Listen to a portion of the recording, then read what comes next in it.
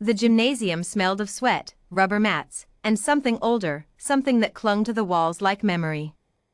Ethan Cross stood at the edge of the combat floor and stared at the board. Galactic Interspecies Combat Trial, Unified Record. Fastest submission by a non-enhanced cadet, 4 minutes, 11 seconds. Set by Commander Vreth of Calorian Fleet, year 2307. 17 years. The record had stood for 17 years. No human had come close. Most aliens hadn't either. Ethan rolled his neck once, cracked his knuckles, and stepped onto the mat. The crowd in the observation gallery was a mosaic of species. Calorians with their pale crystalline skin sat beside the bulk of Gruthari soldiers, their gray-plated shoulders nearly touching the ceiling. 3 Valindri observers floated near the back, translucent wings folded in what Ethan had learned to read as polite skepticism. The whispers started the moment he was announced. A human cadet? An augmented? Does he not know who he is facing? His opponent walked onto the mat from the other side. Davin Krell, a Calorian, 7 feet of dense muscle and engineered bone, a decorated subcommander from the same fleet that had set the record Ethan was here to break. Krell moved like water, all coiled ease, the kind of confidence that didn't need to perform itself. He glanced at Ethan the way you glance at a closed door. Curious. Momentarily. Then he looked away. Ethan didn't mind. He had grown up being looked away from. The night before the trial, Ethan had sat on his bunk and video called the one person whose opinion actually mattered. Captain Elias Ward answered on the third ring, face weathered and unhurried, the kind of man who had long ago made peace with time. "You look pale," his grandfather said. "I'm always pale. Paler than usual." Elias Ward leaned back in his chair, the old farmhouse visible behind him, wooden walls, a fire going. He'd been retired for 6 years. He still looked like he could break a room. "Tell me what's in your head."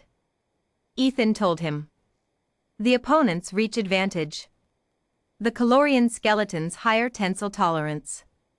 The fact that every analyst at the academy had run projections and none of them included Ethan winning in under 10 minutes. Elias listened without interrupting. That was one of his gifts. When Ethan finished, his grandfather was quiet for a moment.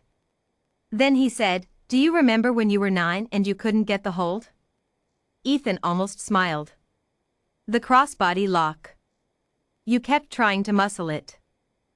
Kept trying to be bigger than the other kid. You told me strength was a fool's errand." "I told you," Elias said, pointing one finger at the screen, "that the body will always find a way to resist force. But it has no answer for geometry." He paused. "What do you know about Calorian joint anatomy?" "I've studied it." "Then you already know what I'm going to say." Ethan was quiet. Then, slowly, their elbow articulation rotates inward. "Opposite to ours." Which means a standard crossbody lock becomes a trap if they try to power out. Ethan sat up straighter. They'd be torquing into the pressure. Elias nodded once. That single nod was worth more than most people's standing ovations. "Grandpa," Ethan started. "Don't thank me yet. You still have to get inside that reach." "I know. And you have to be willing to take a hit to do it." "I know that too." Elias Ward studied his grandson for a long moment. He had trained soldiers for 31 years. He had seen fear dressed as confidence and confidence dressed as silence. He had learned to tell the difference. "Get some sleep," he said. "You already know how to do this." The match began at the signal tone. Davin Krell came forward at a measured pace, experienced, controlled. He wasn't rushing. He didn't need to. His reach was extraordinary, his grip strength capable of cracking standard-issue helmets, and he had studied human physiology with the thoroughness of a predator studying prey. He knew where humans were weak. What he didn't know, what the analysts hadn't accounted for, was that Ethan Cross had no intention of fighting like most humans. The first 40 seconds were careful. Ethan circled, deflected, let Krell probe his defenses. The Calorian was fast, precise, each strike calibrated rather than explosive. He was reading Ethan. Mapping him. Good. Let him map the wrong thing. At 43 seconds, Krell launched a sweeping grab for Ethan's shoulder, a classic Calorian opening, designed to control and redirect. Ethan did not dodge it. He stepped into it. It was the kind of move that made the gallery go silent. The kind of move that looked, for exactly half a second, like a catastrophic mistake. Krell's hand clamped onto Ethan's upper arm with crushing force, and for that half-second, the sub-commander's face registered something like satisfaction. Then Ethan dropped his weight, rotated under the grip, and wrapped his body around Krell's extended arm in a single fluid motion that had taken him 4 years of drilling to make automatic. The crossbody lock. Modified. Reversed. Engineered not for a human opponent, but for this one. Krell felt the geometry of it in the first instant and did exactly what Ethan had predicted. He tried to power out. Muscle memory. Training. Every Calorian body learns to explode through resistance. His elbow rotated inward. Into the pressure. The lock tightened like a vice, and for the first time in the match, Davin Krell made a sound, a short, involuntary grunt of something that wasn't pain yet but was rapidly becoming its introduction. He could not get out. The more he pushed, the worse it became. It was a mechanical trap, elegant and cold, and no amount of strength was going to change the fundamental math of joint angles under load. Ethan held on. His arms burned. His shoulder screamed from the initial grab. Krell had definitely bruised something. He held on anyway. He had been here before, in training, in his grandfather's barn with the worn mats and the smell of old wood, learning to hold on past the point where his body said stop. 14 seconds later, Davin Krell tapped the mat. The gymnasium did not erupt immediately. There was a silence first, a collective, species-wide moment of processing, and then the noise came. It came from the human cadets first, a ragged roar that built fast, and then from the Gruthari who appreciated combat craft above almost everything, and even, eventually, from the Valindri observers, whose wing flutter Ethan had been told indicated something between applause and deep surprise. 57 seconds.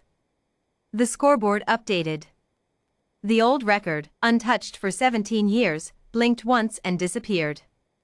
New record, fastest submission, non-enhanced cadet, 057.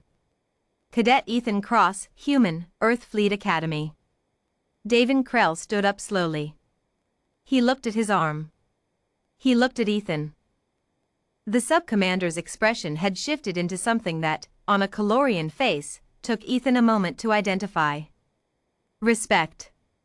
Genuine. Unperformed. That hold, Krell said, his translator rendering the words in flat, precise tones. I have never encountered that configuration. My grandfather taught me, Ethan said. Your grandfather was a warrior? Ethan thought of Elias Ward sitting by a fire in an old farmhouse, pointing one finger at a screen. Telling him that the body had no answer for geometry.